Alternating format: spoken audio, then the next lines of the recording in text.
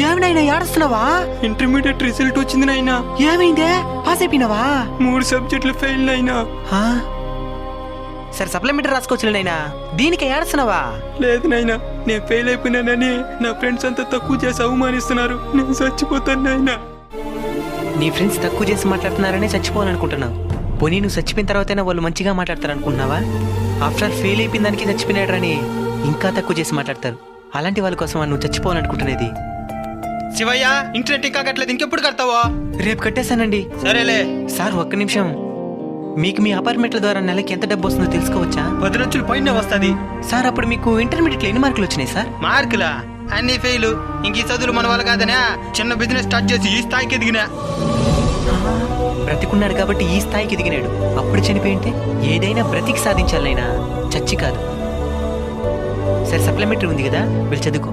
సరేనైనా.